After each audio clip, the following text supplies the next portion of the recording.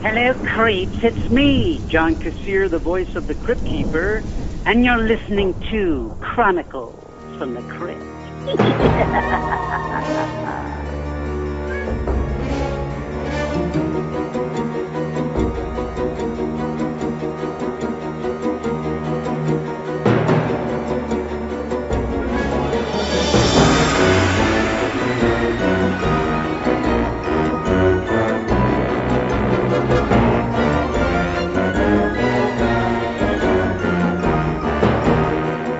I'm Casualty Chris. And this is Father Malone. And we are the hosts of Chronicles from the Crypt, a twice-a-month look at the cult horror anthology series, Tales from the Crypt, that originally aired on HBO from 1989 to 1996. And if it's the month of August, technically we do this 3 times in 1 month, so congratulations, you're getting a triple dose of Chronicles from the Crypt.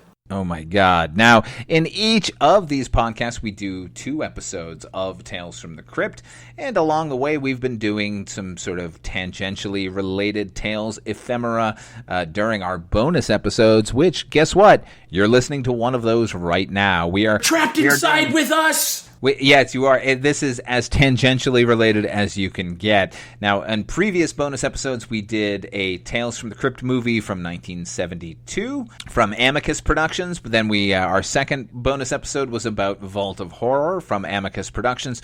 This is the final film from Amicus Productions from around 1980, although I think in America it was released in 1981. What are we talking about, Chris? We are talking about El Club de los Monstruos, otherwise known as the Monster Club. I will take you to a place where my friends foregather. There you will find stories of such blood-curdling terror that will make your toes curl and your hair reach up towards the sky. He likes to take you by surprise. He likes to leave a very special calling card. It was the best blood I have ever tasted. He's giving you a very special invitation. 3 stories to shock you, chill you, thrill you, and make you laugh. Welcome to the Monster Club. There's a face at my window as the darkness closes in. Everybody knows about garlic and stakes through the heart. Yes, we all have our cross to bear. I'm just a sucker for your love.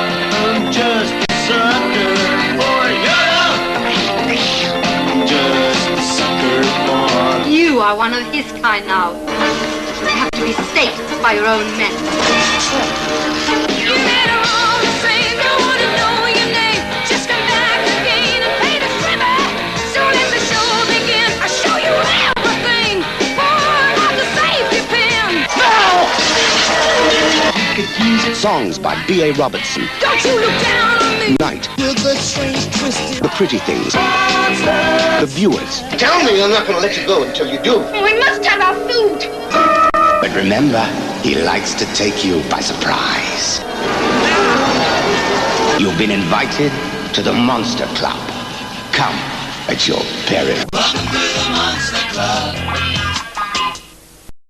Welcome to the Monster Club. So, couple things. Yes. Yes, this is tangentially Tales related because it is pretty much an Amicus film without being an Amicus film.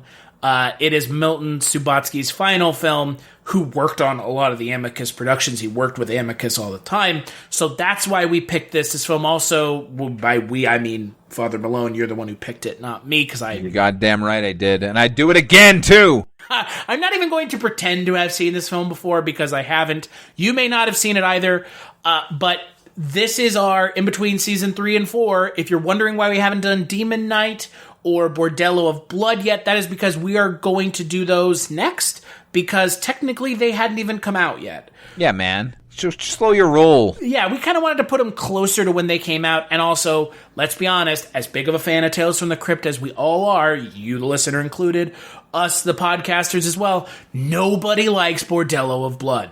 It's real bad. It's real bad. Dennis Miller is Well, he's Dennis Miller in that movie, and we'll get to it when we talk about it, probably in 2 bonus episodes. So we had to fill this with something that would not be the children's game show. Nope. Or Creep Show, because if we talked about Creep Show, it's kind of its own thing. And I would be talking about it for like 17 hours. And also, let's be honest here, what can we say about Creep Show that hasn't already been said? Well, I could say a lot, but again, too much. And you've never seen It's fucking, Creep Show, it's fucking awesome. I fucking have, Father Malone. You've never seen Creep Show? That's interesting. No, that's why I'm saying the name of your video is. Yes, I know. Let me direct you to a YouTube channel. That is my highest rated episode, by the way. I believe it, because it's a good fucking movie, and your video series on YouTube is great, and boy, that's just shameless shilling, just... Yes. Shill away. Oh, I feel so good knowing that's such a good episode. Anyway, go ahead. But let's talk Monster Club, brother. So, Monster Club came out, like you said, in 1980/1981. It is directed by Roy Ward Baker. It is produced by Milton Subotsky, who, like we said, worked on a lot of Amicus films. Amicus was known for a lot of these horror anthology series. Last 2 horror anthology films we watched were both Amicus productions. It is Roy Ward Baker's final film that he directed. It stars a little guy you may have heard of. His name is Vincent Price. You may have also heard of a little guy named Donald Pleasance, maybe John Carradine. I know you've heard of, if you're a fan of this show or a fan of British horror, you have heard of Patrick McGee, because I think this is, the second time he's shown up now in a bonus episode. Indeed. Because he played George Carter in the Tales from the Crypt movie. And this film is broken into 3 stories. However, before we talk about the stories, which are the Shadmock, the vampires, and the ghouls, can we talk about how this film is essentially just a glorified concert with some stories interspersed in between the concert pieces? Yes. It's kind of weird. Yes. Because it takes away from the story part of the movie. No, it doesn't. It doesn't take anything away. It only adds to it. Listen. Let me rephrase it. It doesn't take anything away. It almost makes me wish I was just watching that for an hour and a half. Yeah, kind of. Look, every time we're in the Monster Club, I feel very happy. Which does then, in a way, take away from the film, because it makes me care less about the 2 not great stories. 2 not great? No, they're all great. Okay, that's not true. But they are not, and you cannot begin to lie to convince me that that's the case. I will not lie to you, Chris, not ever, except all 3 stories are great. That is a lie. Listen, only one of the stories is fucking spectacular.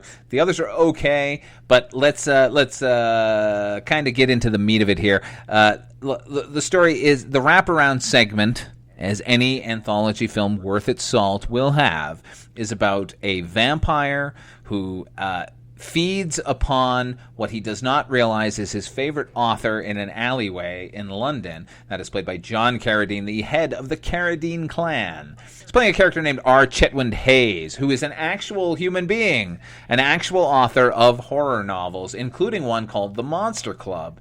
So, in payment for allowing him to drink his blood, Vincent Price's vampire character introduces him to a little-known a venue in London known as the Monster Club, where all monsters gather to party and feel free and amongst themselves. And while there, he tells Chetwynd-Hayes some true stories about some little-known monsters, and those are the 3 stories that we get. And let us not forget that this is a pretty meta setup for a film. It really is. I mean, Chetwynd-Hayes was still alive at the time. This isn't like, Author is being played by someone else, but it is an adaptation of his source material. Yeah, man. Like, take that, Charlie Kaufman. Like, this is a bit unusual. So there is a book out there called Monster Club. I think only really one of the stories from the book is featured here. I think the other 2 are fabrications, although they're kind of based on some of the mythology that Chetwynd-Hayes came up with. Chetwynd-Hayes is a very dry British author. I think it would have actually been a little difficult to adapt his level of humor for the film. It's one of those things where, you read somebody's stuff and you think, oh, this would be a good movie, but it actually wouldn't be. It's all based on their language. So, his plots aren't that necessarily that fantastic. It's that he tells the story in an interesting way. So, that's a little bit based on the books, but really based on the guy and based on the sort of general feeling of his work. So they kind of spin off in their own directions here with these stories. So, not only does Vincent Price's character, I think his name is Erasmus, maybe. Erasmus, that is correct. Erasmus. Wow. Excuse me, Aramis. Aramis. Points for me, points deducted.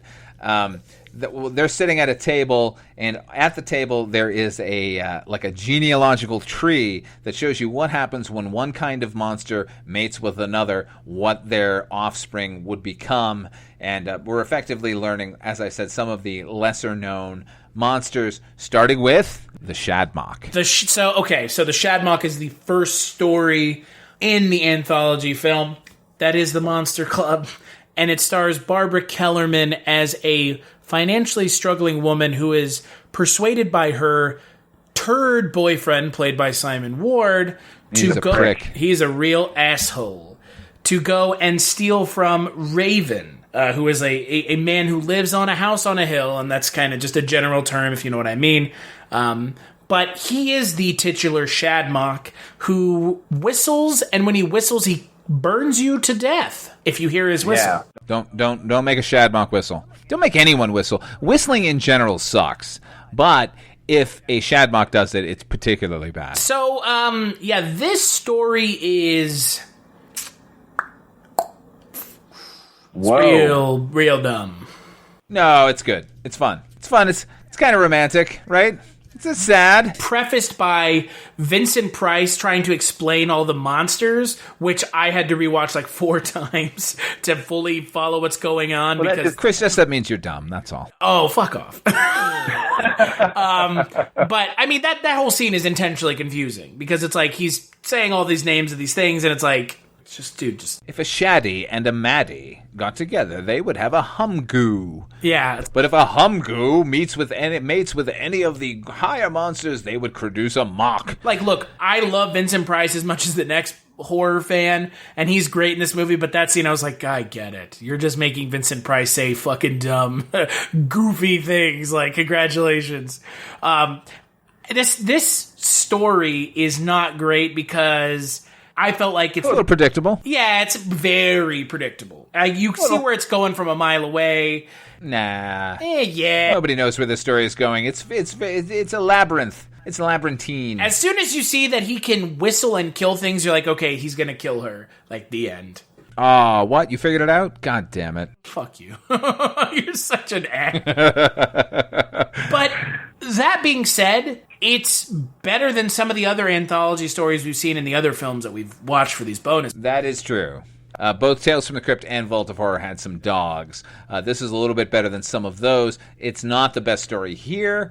I don't think it's necessarily just like a dog in and of its own right. I do think it's a little unusual in that so you have this couple and they're basically con men. And the Simon West character has sent his girlfriend / wife maybe to this rich guy's house where he's trying to hire somebody to catalog his collection. And when she gets there, she realizes that the man who's hiring her is so hideous that she does not even want to be in his presence.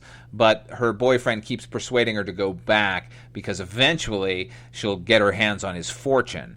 Now, the problem for me with this story is not necessarily predictability. It's that this guy is just kind of, he's not attractive necessarily, but he's not the most hideous thing I've ever seen. He's just kind of ugly, a little bit ugly. And the way it's described, the way he's described and the way she describes him, he might seem like he's fucking like the Elephant Man, but he's not. He's just a guy with a bad part in his hair and, maybe needs a little bit of sun. A little bit of white makeup on his face. Yeah, it's not that hideous, and they really should have hideoused him up a bit. Is that a word? It is now.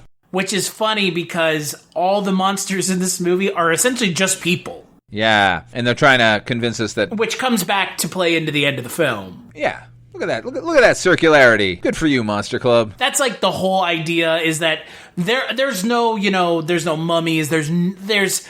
And look, let's be honest here. If the interstitial scenes are anything to show the effects that the film could have had, kind of glad we didn't get any because, wow. Hey. No. You just watch yourself. A man in a Wolfman mask with fur glued to his face. It's so good, man. It is 1970s by way of 1981. Now, when we were talking about doing this episode in a previous episode where we mentioned that we were doing it, I did say, and I'll stand by this, and I'm not apologizing for this film in any way. If you had told me this movie came out in 1972, I'd be like, absolutely it did.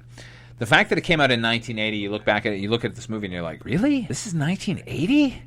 What were they thinking? Yeah, the denizens of the Monster Club itself are basically just people in masks. Not basically, they are. They are. No. Not all of them. Don't paint it in such a broad brush. Some of those girls have fangs. With the springy eyes. With the spring-loaded eyes. Oh, the spring-loaded eyes? That's fantastic. That's some high-quality makeup effects. Okay, look. The fact is, 1 year later, Rick Baker would make a man turn into a werewolf on screen. And the fact that we're here in this particular movie is shocking. But you know what? They don't have money. They don't have universal money. This is Amicus, brother. You got to go with it. You got to suspend some disbelief. This is not Amicus. Look, Chris, okay. It's not, and that's the thing. That might actually be the thing, is it's not Amicus, so they didn't have the Amicus money. Okay, fine. It's not Amicus, but it's basically Amicus. Okay. But the effects in the Amicus let's put everything aside for just 1 second. Please just... No. Answer me one question. Would you hang out at that Monster Club, even with those masks? There's a woman stripping down to her skeleton at one point. You would go to the Monster Club, wouldn't you? Mm-hmm, hell yeah. Fuck yeah, you would. Me too. Let's go right now. Actually, you've been to the Monster Club, haven't you? Have I?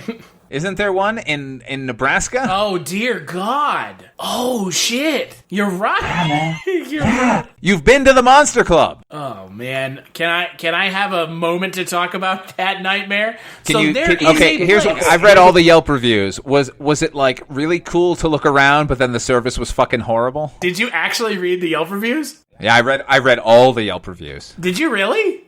I did. Oh my God. I was like, I have been obsessed with the idea of the Monster Club since I've been like 8 years old. So then when you sent me something saying like, hey, there's a Monster Club here. Like, this is it. I was like, holy shit. Somebody opened the motherfucking Monster Club. Let me read about it. And every review was like, I mean, look, I don't know what it's like now. Including one from yours truly. Because I wrote one of the goddamn reviews. My review was, we went on the second day it was open. Okay, see, let me stop you. It seems that all the reviews are based on the first, 2 or 3 days of business. So clearly they hadn't gotten their shit together yet. I don't want this to be a smear campaign on the burgeoning business that is the Monster Club, because maybe they worked it out since then, man. Here's the issue with the Monster Club. Did they give you your order correctly? Hold on a second. So the issue with the Monster Club is that it is a idea created by I guess some folks who owned a kind of like rock clothing store called Drastic Plastic Vinyl was the name of the record store, and they had Drastic Plastic. And then they had Drastic Plastic Underground, which was a underground store that they sold vinyl out of. They closed both of those stores to open the Monster Club. That's a noble ambition. Yeah, it's a middle of the road themed restaurant at best. Listen, if I come visit you, I don't know if I'll ever go back. Monster Club. I might, but at the same time, it's also insanely. I'm pulling for you, Monster Club. If I come visit you, well, to the fucking Monster Club. If it's still open.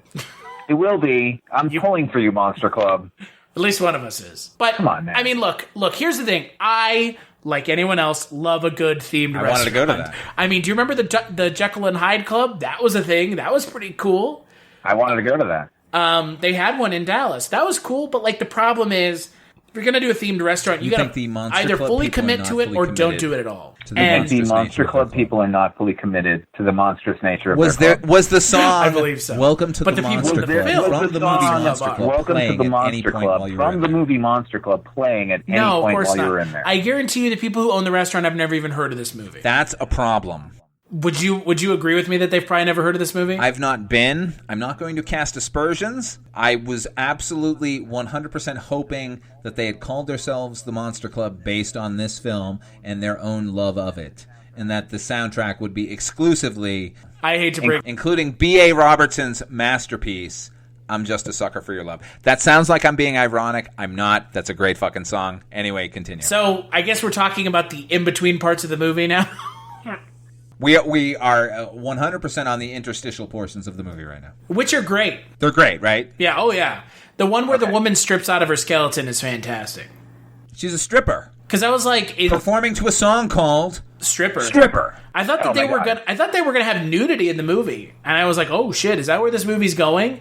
And then it does a... like, I guess that's probably stop motion or just straight up animation.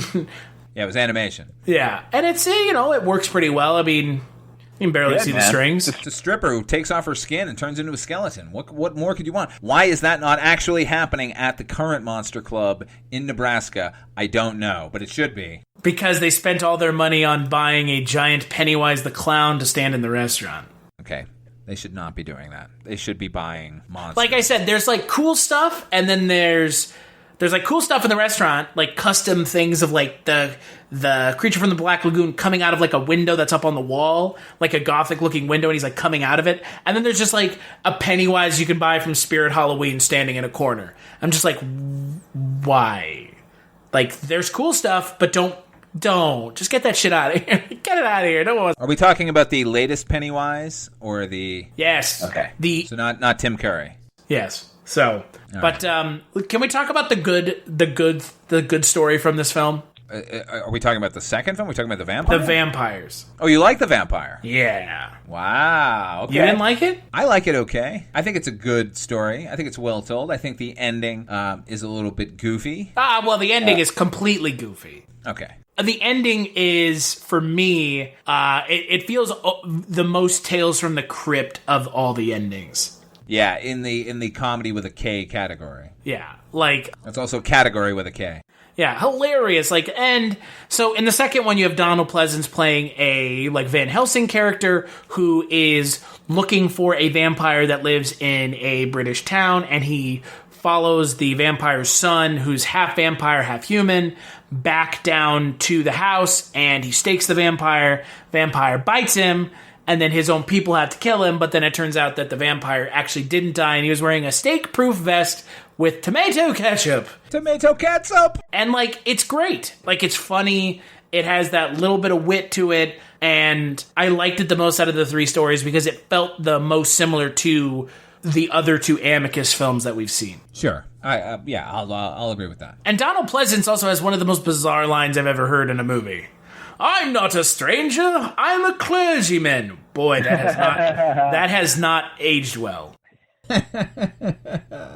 Donald Pleasance. But he's great in this movie. Yeah, man, he's good. He's not given much to do, and he's not in very much of it. And that's fine, because if he had been in too much of the film, I think it would have been a distraction. Yeah.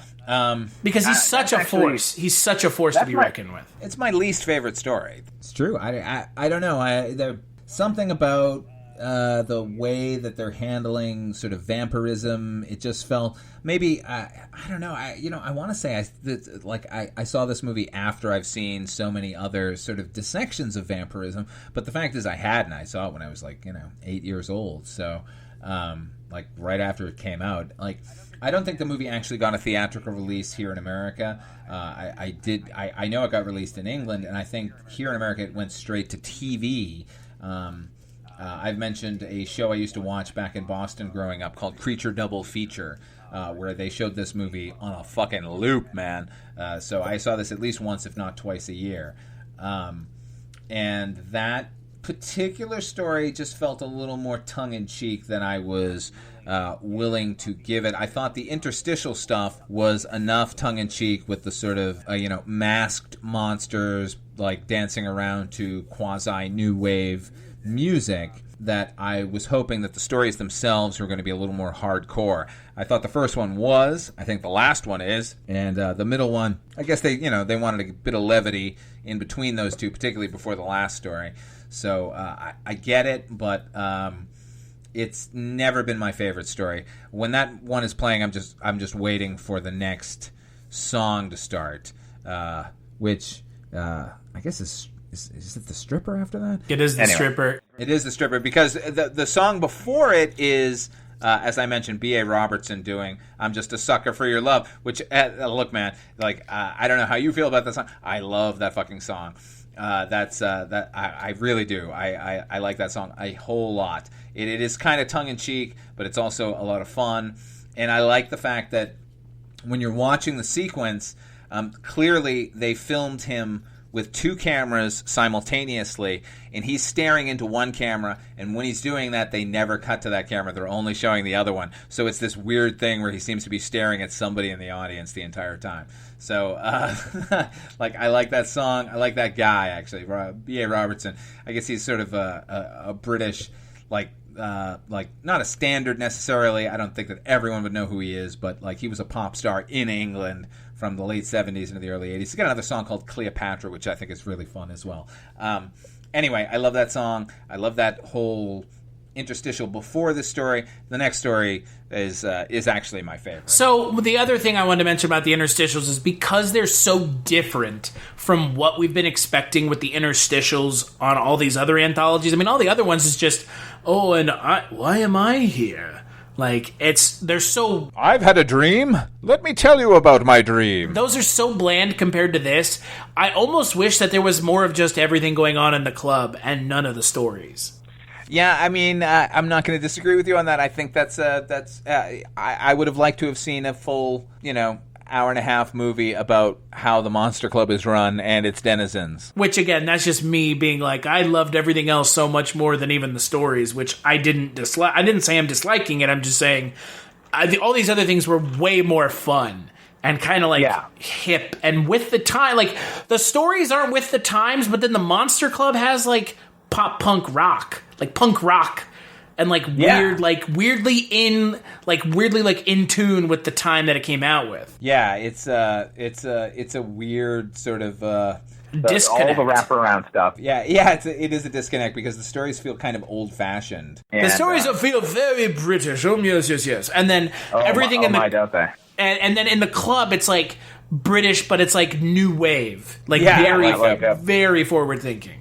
Yeah, late 70s, early 80s Britain, as opposed to like 1958 Britain, which is how the stories sort of come off. Yeah, which is the why I like the interstitials so much. So, but let's talk about the final story. The Ghouls. Yes. The Ghouls. Ghouls. The Ghouls. Which I will tell you this much, I did not like this story that much, but the Ghouls are handled better than in that episode from the last season with, Tom Hanks' wife. Rita Wilson and Steven Weber. Yeah. Where it's like, Ghouls, ghouls, oh my, let's pat ourselves on the back. Like, this is like, no, they're just ghouls. Just like... Yeah, man. There's something to me kind of frightening, and look, I've traveled around this country a lot. I'm sure you have too. Now, we're not talking about our country right now because this movie takes place in England, but there are times when you're on a road trip and you end up in some fucking podunk town in the middle of nowhere, and you're like, they could easily murder me here, and no one would ever know. And this sort of plays on that, where the last story is about a horror filmmaker who's looking to find a location that is remote and weird and has never been seen on film before. So he goes out to do it himself because he's such a prick that he doesn't trust his location manager to find him one. So he goes out into the sticks in England, ends up driving through some foggy area and into this town that has clearly not been touched by modern society because it's all completely peopled by ghouls. And ghouls, if you don't know, ghouls, they eat the dead. That's what they do. They dig up corpses and then they feast on the flesh. So that's what this story is. What I liked in this particular story is that what I actually found frightening was this notion that with the female character, the only human in the town, sort of explaining to the guy about boxes. She's like, oh, everything that we need, we find in the boxes. all the clothing we wear, all the food that we eat, all come out of boxes. And he's like, where are the boxes from? She's like, oh, there. And she sort of points out at the graveyard. That to me was freaky and gross. So I liked that, and I thought that was really weird.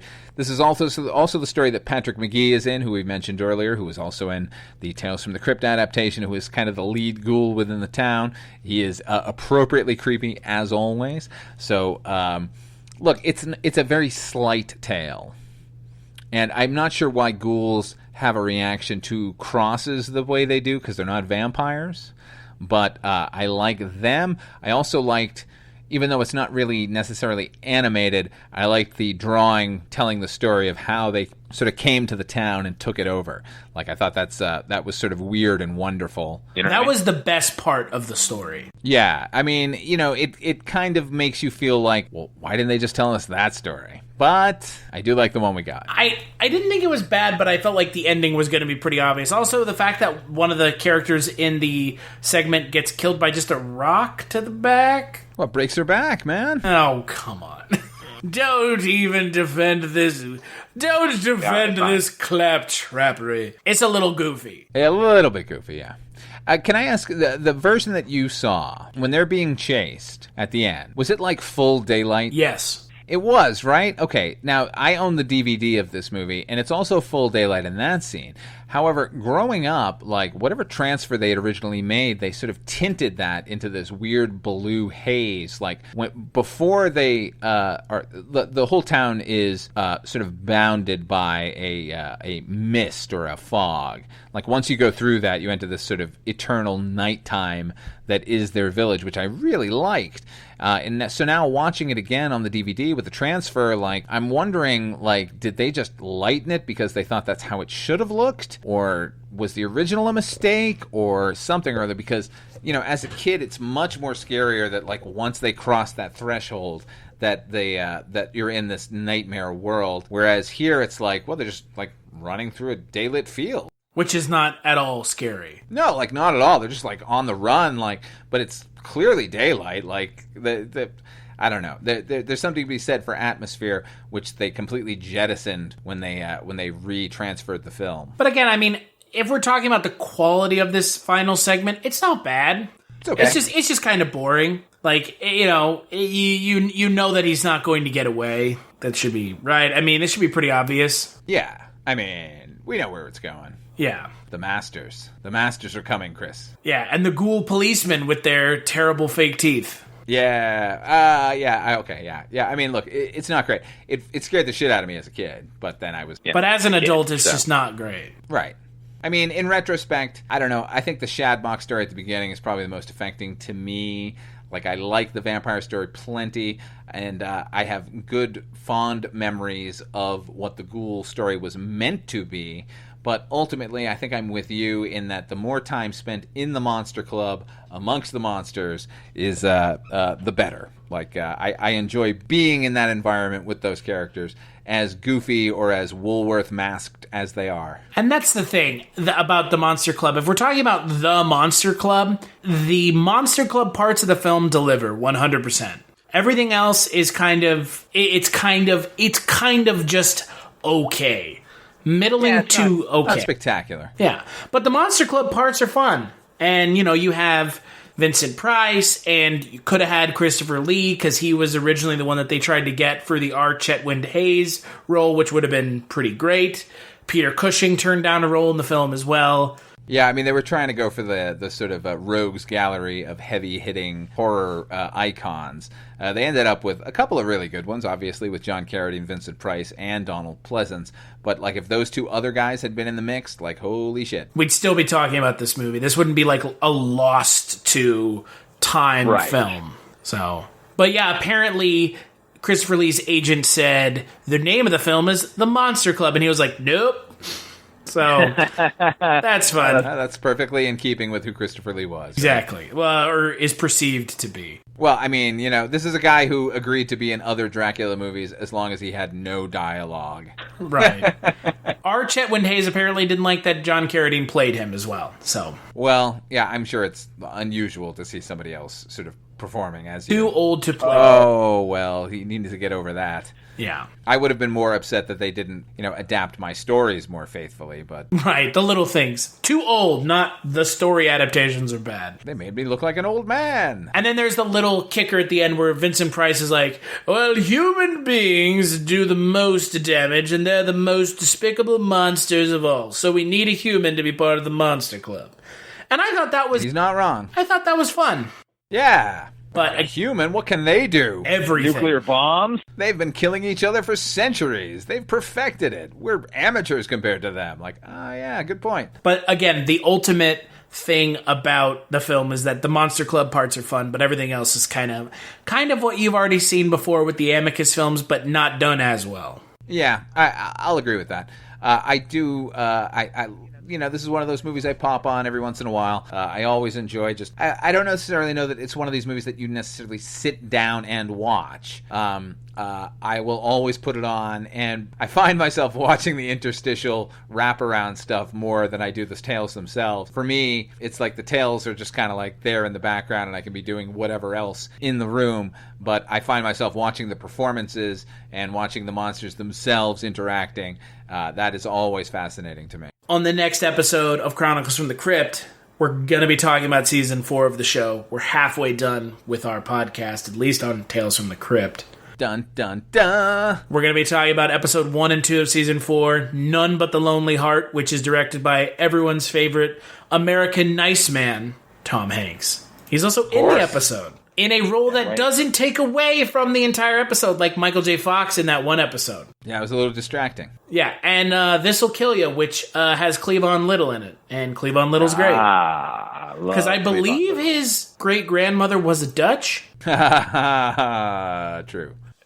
And that was also his last role, so... Wow. Yeah. No. Yes, it sure was. It sure was. Oh, yeah, I guess it was. Yep, he passed away in 1992, and that came out in 1992. So, until then, where can people find you, Father Malone? You can find me at the Monster Club. No, you can find me over on YouTube on my channel, Odd5 Films.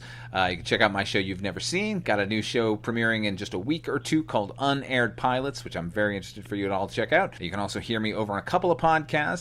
I guest on the Culture Cast, which is your podcast, Chris. Did you know that? That's true. It is mine. Yeah, and I also guest... Oh, no, I don't guest. I'm one of the fucking co-hosts. I'm one of the founding members of Dreams for Sale, the Twilight Zone 85 podcast about the 1985 reboot of the Twilight Zone television series. Check that out. Where can people find you, Chris? They can find me on Twitter at Casualty_Chris. I do a little podcast, like you mentioned, the Culture Cast.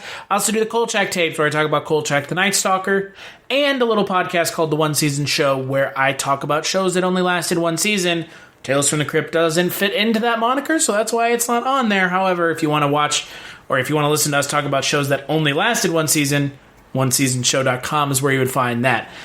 Big thanks, as always, to our good friend, the Crypt Keeper himself, Mr. John Kassir, for the intro to Chronicles from the Crypt, and we'll catch you on the next episode.